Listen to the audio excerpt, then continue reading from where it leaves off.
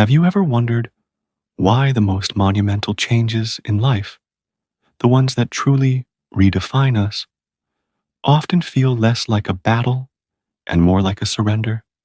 What if I told you that everything you've been taught about discipline, that it as a clenched fist, a war against your own lazy nature, is not only wrong, but is the very reason you feel stuck? We have been sold a lie, the lie of brute force. We picture a warrior of willpower, wrestling their inner demons into submission.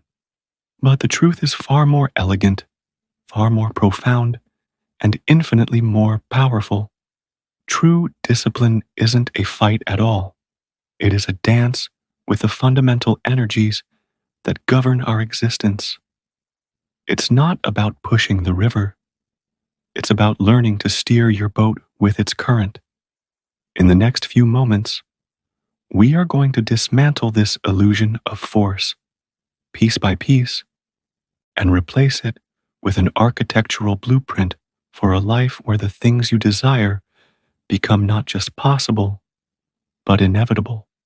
We are going to explore the hidden physics of human potential, a world where your environment is your most loyal ally. Your habits are currents of energy you can redirect, and your identity is the ultimate force of creation. Forget everything you think you know about making change happen. The real work is not in trying harder, but in designing better. Welcome to the architecture of the inevitable. Let's begin by dismantling the oldest and most pervasive myth in the world of self-development, the idea that discipline is a brute force of will. We imagine it as a sign of a mind so powerful it can conquer its own fundamental inertia, a kind of mental muscle that some people are just born with. This belief is a fundamental, tragic misunderstanding of our very nature. It's like believing the only way to make a plant grow is to stand over it and yell at it to reach for the sun. In truth, discipline is not strength in the way we conceive of it. It is a deep, resonant awareness of how energy moves within us and the wisdom to cooperate with that flow rather than declare war on it. To understand this, we must first appreciate the magnificent, energy-obsessed machine that is the human brain. Your brain, an organ forged over millennia of evolution, has one prime directive that supersedes almost all others: survival. And in the grand calculus of survival, energy is the ultimate currency. Every single action you contemplate is subconsciously run through a cost-benefit analysis. The brain will always seek a state of energetic balance. It is designed to be lazy in the most intelligent way possible, avoiding anything that drains precious energy without the promise of an immediate and compelling reward. Think of it like a sophisticated financial advisor for your vitality. It's not going to approve a massive, speculative investment, like starting a grueling new workout routine. When there are safer, more immediate returns on investment available, like scrolling through social media for a quick dopamine hit. When you attempt to use what you call willpower to push against this natural, energy-conserving current, you're not engaging in a noble battle. You are creating a violent counterwave in your own quantum field. Imagine trying to paddle a canoe directly upstream against a powerful river. Every stroke is a struggle. Your muscles burn, sweat pours down your face, and for all your Herculean effort, you barely move. This internal resistance, this fight against your own programming, is what drains your motivation and makes the desired action feel impossibly heavy. The exhaustion, the frustration, and the guilt that inevitably follow are not as you've been led to believe, signs of your personal weakness or a defective character. They are the simple, predictable, physical consequences of fighting the immutable laws of your own energetic system. You are literally short-circuiting yourself. This brings us to the most misunderstood signal our body gives us: procrastination. We have been conditioned to see procrastination as the ultimate sin of the modern age, a toxic blend of laziness, indiscipline, and moral failure. But what if procrastination isn't laziness at all? What if it is a highly intelligent feedback mechanism? Procrastination is your energy system sending you a clear, unambiguous signal that it has not yet been calibrated to the vibrational frequency of the desired action. It is your internal compass telling you that the path you're trying to force is one of extreme resistance. Instead of treating this signal as an enemy to be crushed, we must learn to see it as a diagnostic tool. It is your subconscious mind, the wise custodian of your energy, telling you, I do not have enough clear evidence that this is worth the immense energy expenditure you are asking for.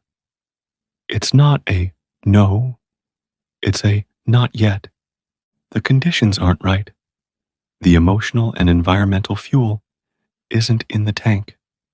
To ignore this signal and simply try to push harder is like seeing the oil light flashing in your car and deciding the solution is to press the accelerator to the floor.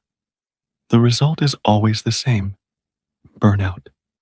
The feeling of being drained isn't proof that you can't do it. It's proof that you're doing it wrong. The art, then, is not to learn how to push harder, but to learn how to remove the friction so that pushing is no longer necessary. If forcing our will is a fool's errand, where do we begin?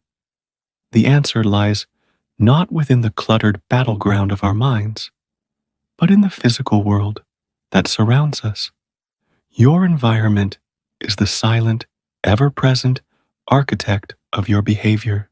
It is an energetic matrix, a vibrant field of cues and signals that you are constantly and often unconsciously synchronizing with.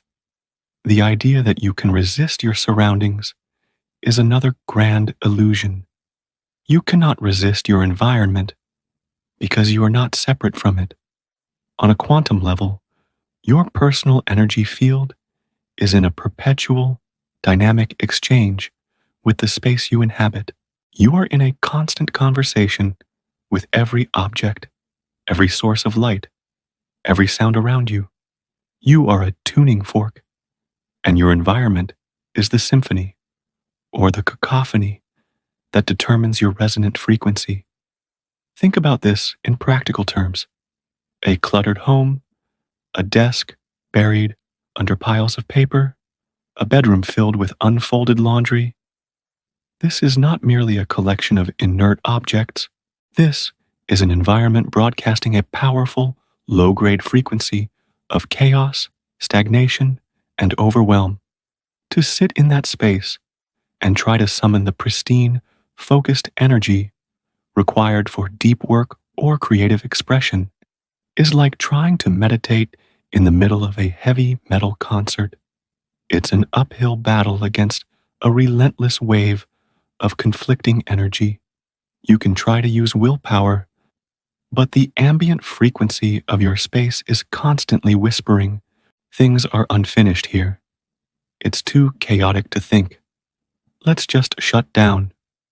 Willpower, in such an environment, becomes an impossible task, not because you lack it, but because your energy is being siphoned away just to fend off the disarray of your surroundings. Conversely, imagine walking into a bright, clean, organized, and harmonious space. A space where everything has its place, where the light is soft and inviting, where perhaps a plant sits in the corner. quietly radiating life. This environment broadcasts a frequency of clarity, peace, and potential. In such a space, the energy for focused action doesn't need to be summoned. It arises naturally. It feels effortless because your own internal frequency has been elevated to match the space you are in. The path of least resistance has shifted. Action becomes the most natural thing to do. This is why a writer might clean their entire office before starting to write, or why you might suddenly feel productive after organizing your kitchen.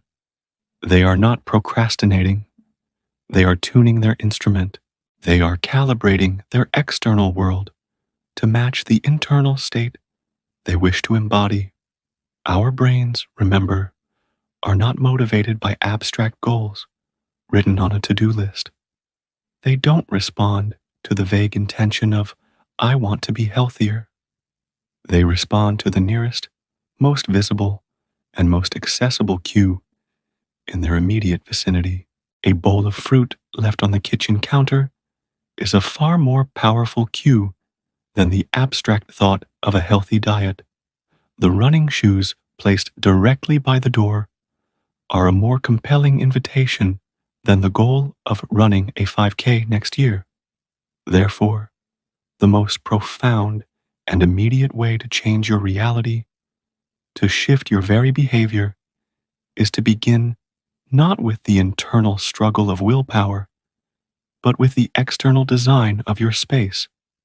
This is where you become the architect.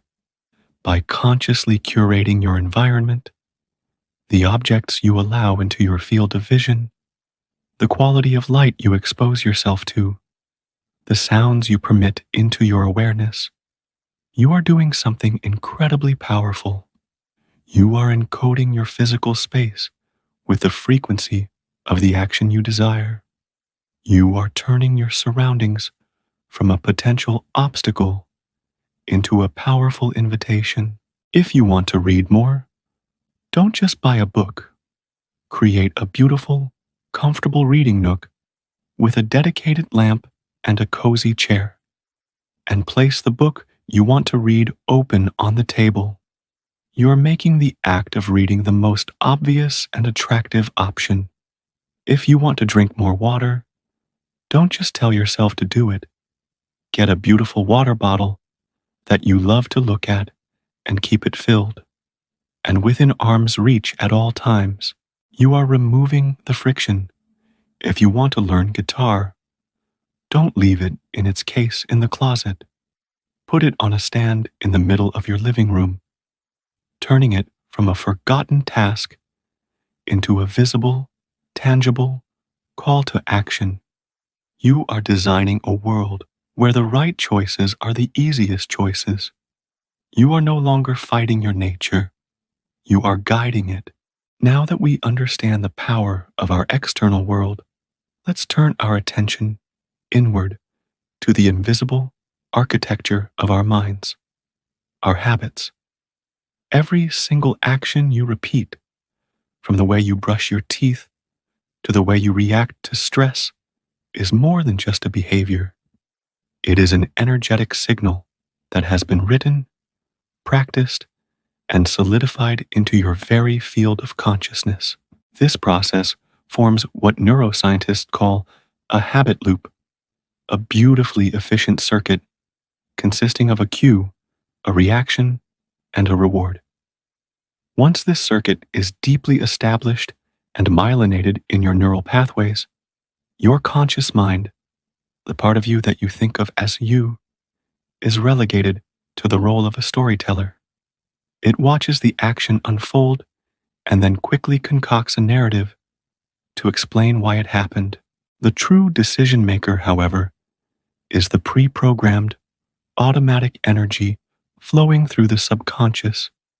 This is why you can find yourself halfway through a bag of chips without ever consciously deciding to open it, or scrolling through your phone for 20 minutes after your alarm goes off.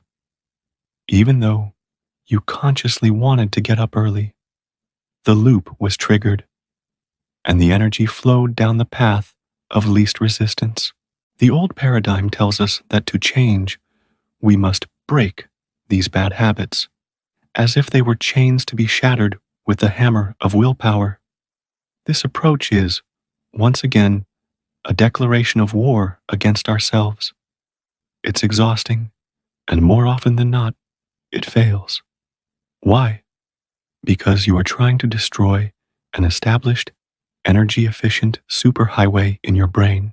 A far more elegant and effective approach is to stop trying to break habits and instead learn to recode their frequency. You don't destroy the highway.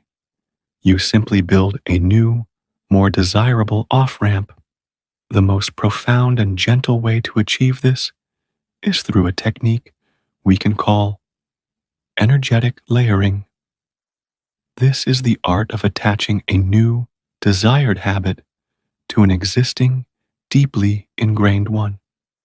By connecting a new, fledgling action to an established energetic anchor, you're not starting from a dead stop. You're leveraging the immense momentum of a current that is already flowing powerfully through your day.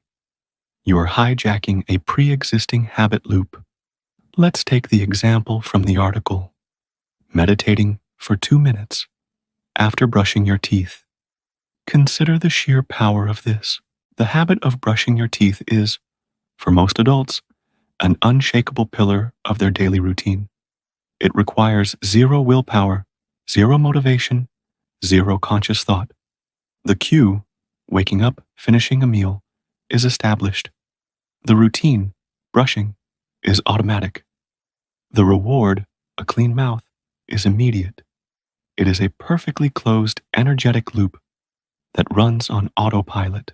Now, by layering the new habit of a 2-minute meditation directly onto the end of this existing habit, you are doing something remarkable. The completion of brushing your teeth now becomes the cue for meditation. You are borrowing the automaticity of the old habit to launch the new one. You don't have to remember to meditate. You just have to remember to brush your teeth, which you are going to do anyway.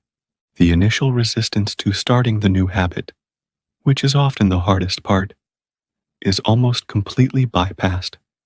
This principle is endlessly applicable and can be the secret key to unlocking gentle, sustainable change. Do you want to start a gratitude practice? The energetic anchor could be your morning cup of coffee. As you pour your coffee, the established habit, you list 3 things you're grateful for. The new, layered habit.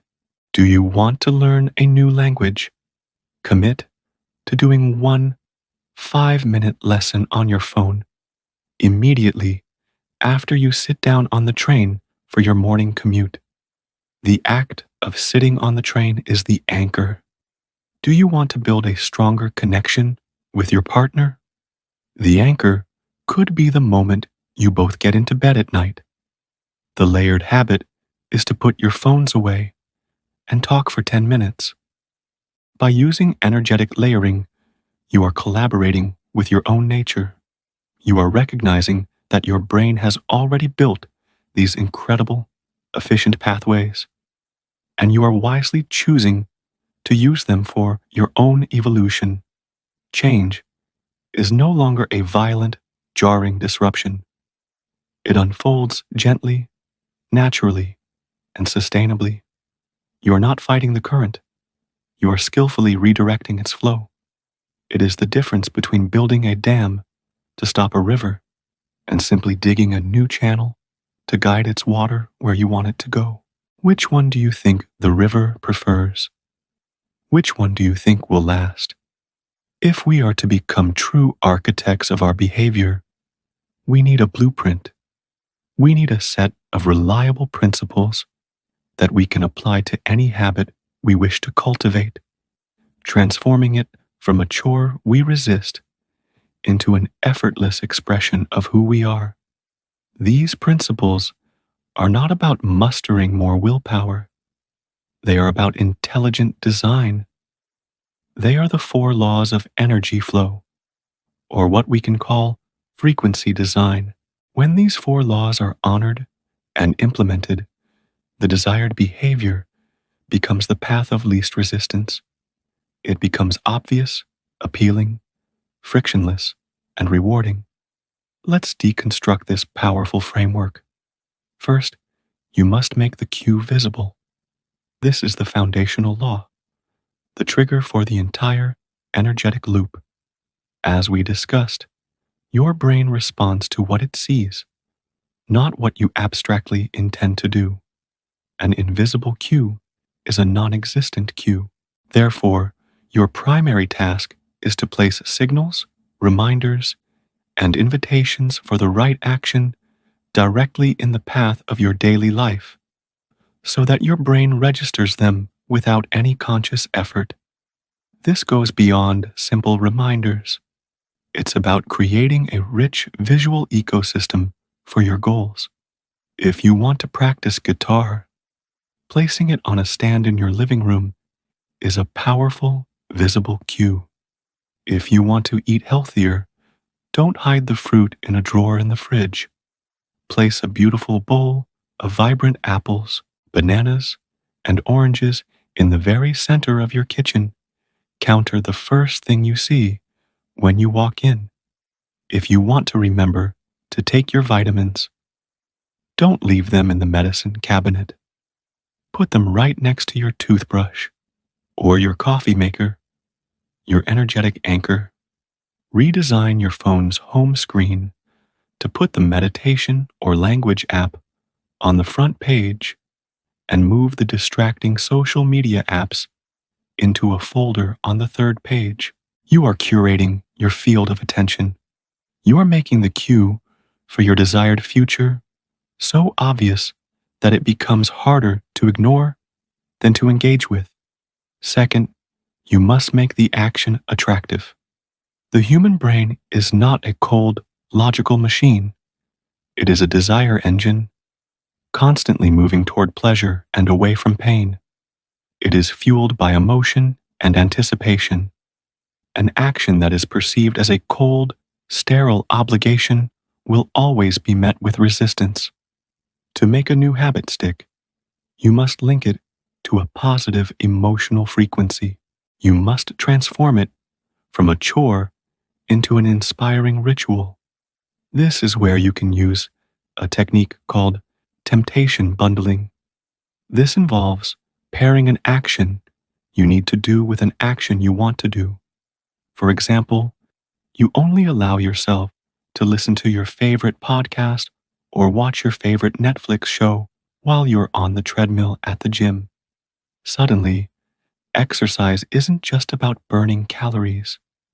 It's about catching up on a story you're engrossed in. The brain begins to associate the hard habit with the dopamine hit of the easy one. You can also make the action itself more attractive. Instead of just meditating, create a beautiful meditation ritual. Light a specific candle. Play a calming piece of music. Sit on a comfortable cushion. You are elevating the experience from a task to a sacred act of self-care. You are making it beautiful, appealing, and something your soul genuinely looks forward to. You are programming your brain to crave the very behavior you are trying to build. Third, you must make it easy. This is perhaps the most critical law for overcoming procrastination.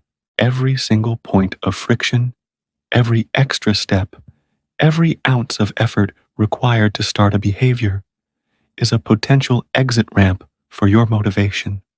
Your job as the architect is to systematically identify and eliminate every possible blockage so that your energy can move toward your intention without impediment. The most powerful application of this law is the 2-minute rule, popularized by author James Clear. The principle is simple. Any new habit must be scaled down to a version that takes less than 2 minutes to do.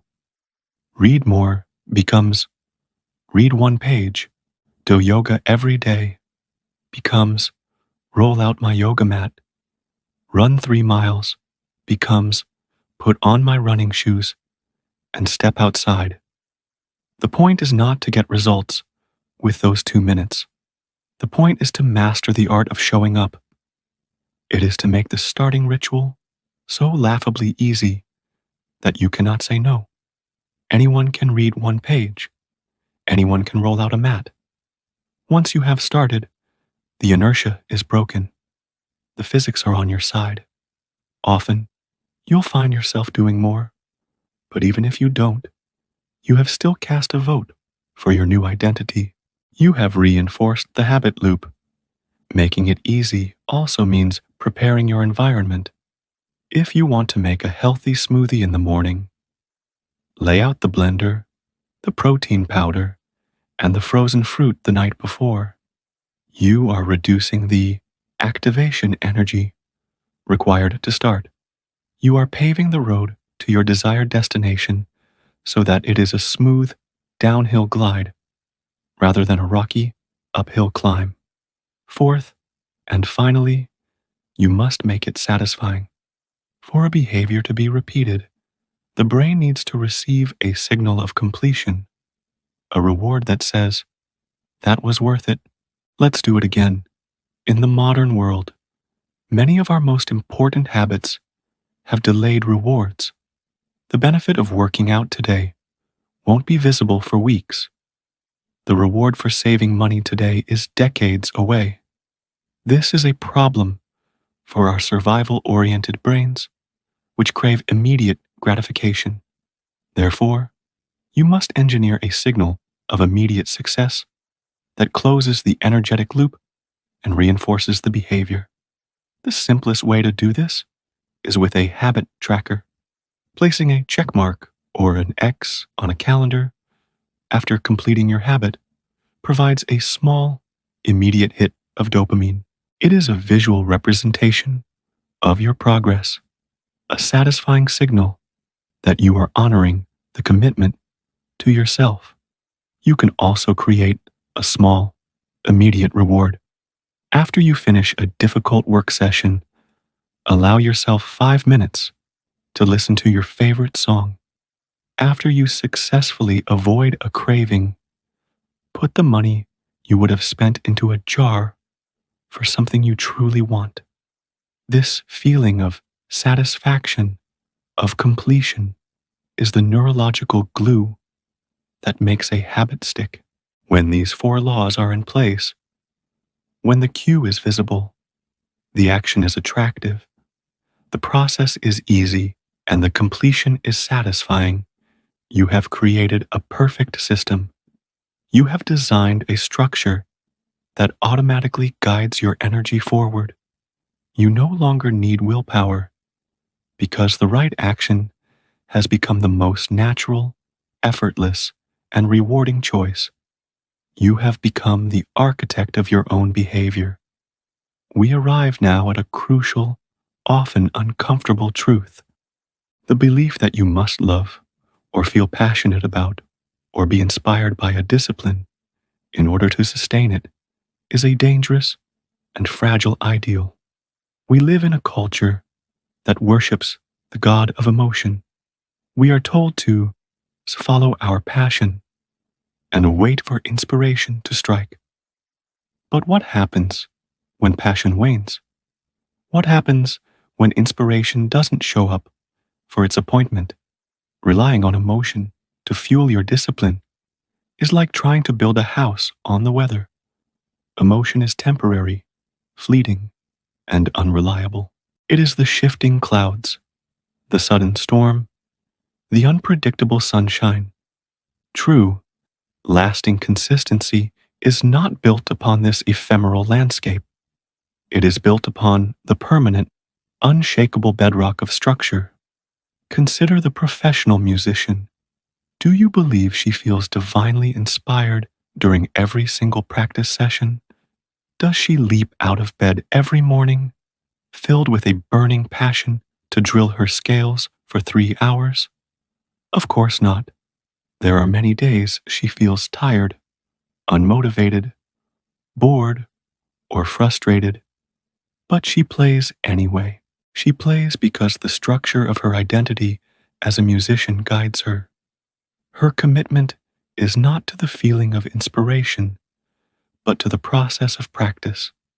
She has a scheduled time, a designated place, and a predefined routine.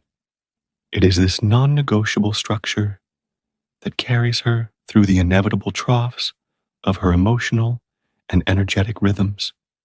The amateur waits to feel good to practice. The professional practices to feel good. When your system is designed correctly, using the 4 laws of frequency design, it functions independently of your mood. It works in every phase of your natural energetic cycle, both the periods of high energy expansion and the necessary periods of low energy contraction. You do not need to wait for motivation to act. In a profound reversal of what we are commonly taught, it is action itself that is the fastest and most reliable way to generate energy and motivation. An object at rest stays at rest. An object in motion stays in motion. Motivation is not the cause of action. It is the child of action. The universe, in its elegant wisdom, does not respond to the vibration of your intention alone. It responds to the undeniable vibration of movement. You can sit and visualize a clean house all day, but the universe and the house will not change until you pick up a single object and put it away. That small act of movement sends a ripple through your energetic field. It generates a tiny spark of momentum, which makes the next action slightly easier. Discipline, in its deepest and most functional sense, is the ability to begin without feeling ready. It is the profound trust in a system you have built for yourself, allowing that structure to carry you when your emotional engine collapses. It is knowing that even when your feelings are screaming, "I don't want to," your structure whispers, "This is just what we do now." It is the difference between being a slave to your feelings and being the master of your systems. When you build a strong enough structure, it becomes the vessel that safely carries you through the storms of your own emotional weather, delivering you consistently to the shores of your desired destination. We have come to the final and most transformative layer of this architecture. We have designed our environment, recoded our habits, and built our structures. But ultimately, no change is lasting if the core identity, the fundamental story you tell yourself about yourself, remains the same. This is the apex of personal transformation, the point where all the other principles converge. You do not ultimately act according to what you want to achieve. You act according to who you believe you are. If you believe you are the kind of person who is bad with money, you will always find a way to sabotage your financial goals, no matter how many budgeting apps you use. If you believe you are not a morning person, you will struggle endlessly to wake up early, no matter how many alarms you set. The old identity will always reclaim its territory. Real, profound, irreversible transformation begins only when you start to see yourself differently. It begins when the goal is no longer about an outcome, losing 20 pounds, but about an identity, becoming the kind of person who is healthy and energetic. How do you change a belief so deeply ingrained? You prove it wrong with evidence. Every small, conscious act you take is a vote cast for your higher self, for the new identity you wish to inhabit. When you choose to read one page instead of picking up your phone, you are casting a vote for "I am a reader." When you put on your running shoes and step outside, even for just 2 minutes, You are casting a vote for I am a runner. When you choose a healthy meal, you cast a vote for I am a healthy person. None of these individual actions will transform you overnight, but they are not meant to. They are small, undeniable pieces of evidence that you present to the jury of your subconscious mind. When enough of these votes accumulate, something magical happens. A tipping point is reached. Your entire energetic field begins to reorganize itself to reflect this new evidence-based identity. You no longer need to constantly try to maintain your habits through discipline and willpower. Why? Because you have become the person to whom those habits naturally belong. A runner doesn't need to be motivated to run. It is simply an expression of who they are. A healthy person doesn't have to force themselves to eat well. They are drawn to foods that nourish the body they value. A writer writes, "That is the fundamental shift. This is the ultimate difference between forcing and embodying. Forcing is a constant, exhausting, external pressure you apply to yourself. Embodying is a natural, frictionless, internal expression of your being. When your identity and your actions are finally in alignment, the entire concept of discipline as a struggle ceases to exist. It becomes the effortless unfolding of who you are. The internal war is over. You no longer need to fight the world or yourself, because the world around you, which you have so carefully designed, has simply become a reflection of the person you have chosen to become. You have not just changed your habits, you have upgraded your being. So, the journey ends where it began, with a choice. Not a choice to try harder, but a choice to design smarter. A choice to stop fighting the current and instead learn to read its flow. A choice to build a structure that makes your desired future an inevitability. And most importantly, a choice to start casting the small, daily votes for the highest version of yourself. What is the one tiny vote you can cast for your new identity today? What is the single environmental cue you can change right now to make that vote easier? The power has been in your hands all along, not in your fist, but in your architectural blueprint. Thank you for joining me on this journey. I wish you health, clarity, and the courage to become the architect of your own beautiful, inevitable reality. If this resonated with you, please consider subscribing for more explorations into the physics of potential.